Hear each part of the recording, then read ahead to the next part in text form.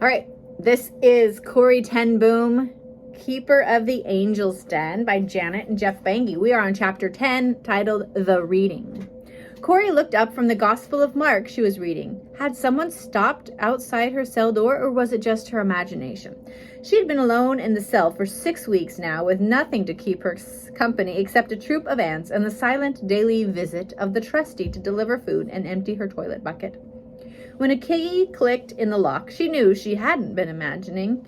She quickly slipped the Gospel of Mark under the mattress. A moment later, a tall, thin guard stepped into the room.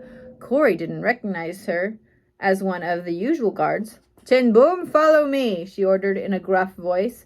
Corrie climbed from the cot and reached for her coat. "No, don't bother with that," said the guard. "Hurry up." As Corrie scurried down the corridor after the guard, she wondered where they were taking her this time. It couldn't be back to the hospital in Scheveningen. Scheveningen. She would need her hat and coat to leave the prison, and besides, she was feeling much better now. The guard wound her way down several corridors, leading Corrie through the areas of the prison she had never seen before. Every so often, Corrie heard a person talking or sobbing behind a cell door, and wished she were able to stop and have a real conversation with another human being. But she kept on walking, and to her surprise, she was led outside after all. A blast of cold air wrapped itself around her as she stood in a small courtyard with 4 wooden huts crowded into it. All of the huts were painted gray and looked dull like everything else in the prison, except for the hut on the far side of the courtyard. It was different. Around its dull gray exterior was planted a row of yellow tulips. The tulips were past their prime, and the petals on many of the flowers were beginning to fall off, but that made no difference to Corrie. They were real flowers, and even if they were wilting, they were still the most beautiful things she had seen in a long time. Much to her delight, Corrie got to walk right past the tulips as the guard led her to the hut and motioned her to go in. "Shut the door, please, Miss tenBoom," a soft voice ordered from the far end of the hut. Corrie did as she was told, and then turned to see who it was that had spoken. It was a medium-built man with sandy brown hair and dressed in full Nazi uniform, complete with a row of ribbons and medals. Much to Corrie's surprise, the man was smiling at her. "My name is Lieutenant Rams," he said, courteously removing his hat. "Please sit down." He motioned for Corrie to sit in the armchair beside the wood stove. "Thank you," mumbled Corrie, unused to being treated with kindness. "You look a little cold, and I have read in your files that you have not been well. Before we begin our conversation, let me put a few more logs on the fire." The lieutenant reached into the woodpile. Corrie felt the warm glow of the fire on her as he opened the door of the stove and pushed 3 pieces of wood into it. How wonderful it felt, and so did the armchair, which had a padded back and thick cushions. Corrie felt as though she were in a dream. Then suddenly she came to her senses. There was a reason the lieutenant was treating her this way. She had been warned about this before she ever got to prison. Some of the Nazi interrogators tried to get information out of members of the underground by torturing them, but other interrogators used kindness to lull their prisoners into thinking they had a friend in the Gestapo. There and then, Corrie promised herself she would keep her guard up. Too many lives depended on her keeping quiet about the things she knew. Lieutenant Rams finished stoking the fire and sat down in a chair opposite Corrie. "Now, let me see," he said. "There are a few matters we need to clear up. I'm going to ask you some questions, and I want you to answer as best you can." Corrie nodded, amazed at the near-perfect Dutch he spoke, with only the slightest hint of a German accent. The lieutenant reached into his breast pocket and casually pulled out a brown leather notebook. He flipped it open as he chatted. "Miss tenBoom," he began, "as you know, many mistakes are made during unfortunate times like these. I don't believe you should be in prison, and I want to help you find a way to get out of here. Would you like that?" Corrie nodded. Who wouldn't like that?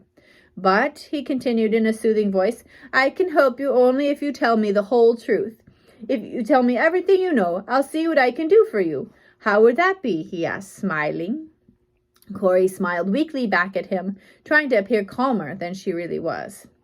"Good," replied the lieutenant. "Now, I'm going to read you a list of names, and I want you to tell me which of them you recognize." Corrie nodded. "Joel Colin." Colin. He paused, looked at Corrie, and then went on. "Hans Fredericks.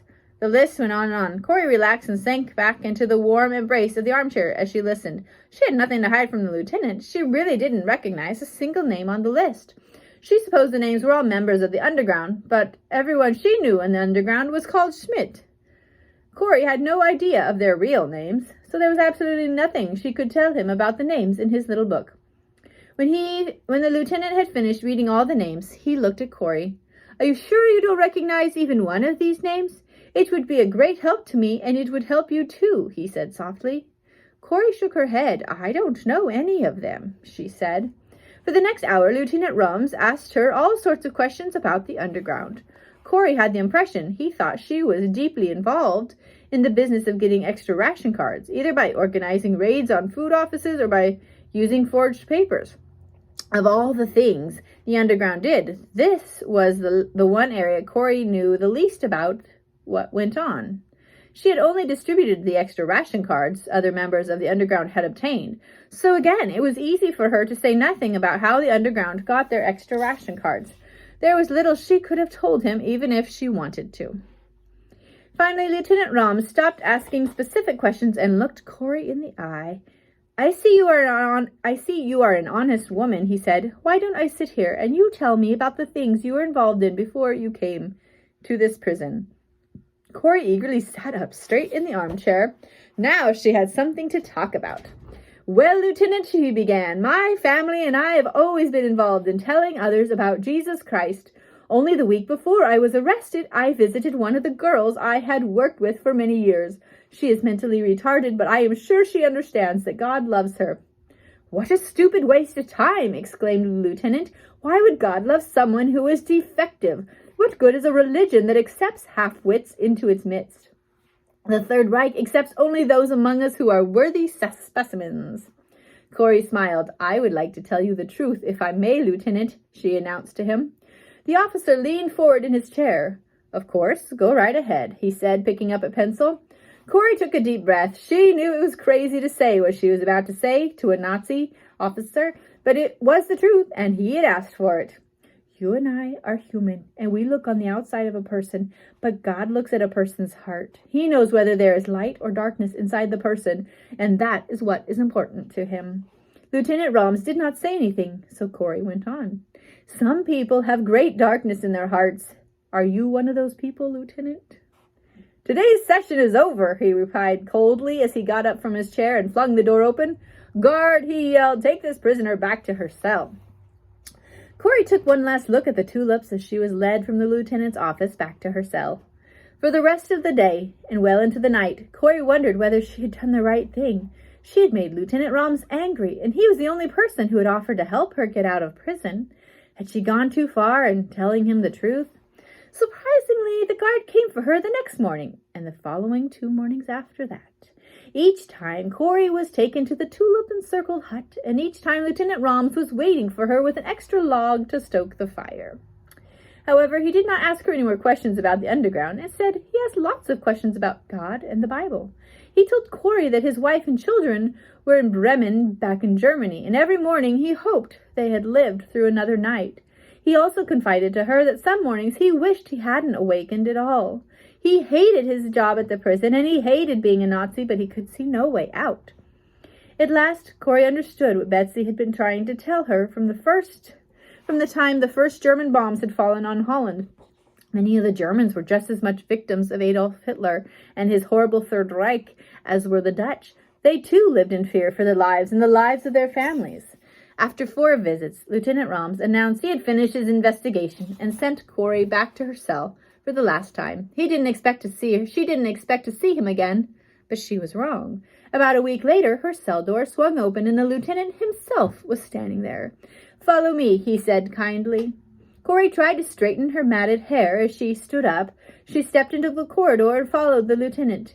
"Where are we going?" She felt comfortable enough to ask him, her heart racing wildly. "I'm taking you back to my office, where there will be a reading," he replied. "A reading?" Corrie repeated, thinking back to the wonderful evenings of play reading Leendert had organized for the guests at the Benge. But what could Lieutenant Rums possibly mean by a reading? You told me your father died in this prison 3 months ago, did you not? He asked matter-of-factly. Yes, answered Corrie. Well, the lawyer is here to read the will to the family. That is the legal way it is done in Holland. Corrie was not sure she understood. Why was he, a Nazi officer, worried about the legal way things were done in Holland? It didn't make any sense. A German invader who cared about the laws of Holland? Maybe the lieutenant hadn't been acting all the time. After all, maybe he really did care. Then another wonderful thought struck Corrie. Would she be at the reading alone, or did the lieutenant mean that her family would be waiting in his office? She didn't dare ask him, but she felt a spring in her step as she followed him down the corridor. They rounded the last corner and stepped out into the familiar courtyard. Lieutenant Roms opened the door into his office for Corrie. Nolly! Corrie's eyes grew wide with joy. And Willem, Betsy, Tina, Flip, it's really you. You're here, she said over and over again as she hugged and re-hugged each of them. Corrie turned to hear the door click shut. Lieutenant Roms was gone. He must be waiting outside. We're alone, she said, almost unable to believe her good fortune. Quickly, take these before he comes back, Nolly said, handing Corrie and Betsy each a small Bible. They both slipped the precious cargo into their coat pockets and thanked Nolly. Now tell me everything, urged Corrie, turning around to make sure the door was still shut. We might not have much time. Sitting arm in arm, the tenBoom family exchanged their news. Willem had managed to find out a little about their father's death. He had caught pneumonia within a couple days of arriving at the prison. Finally, the other men in his cell had convinced the guards he needed medical help, but it was too late. He died lying on a stretcher alone outside the hospital. No one knew who he was, so far as they had been able to determine. He had been buried in an unmarked grave. Corrie wept quietly as she listened. Next, Tina told them about Kik. He had been captured trying to smuggle a downed American airman to the North Sea coastline, where he was to be picked up and transported back to England. Tina and Willem had heard he'd been taken on a prison train into Germany. And what of the clocks in the house? Corrie wanted to know.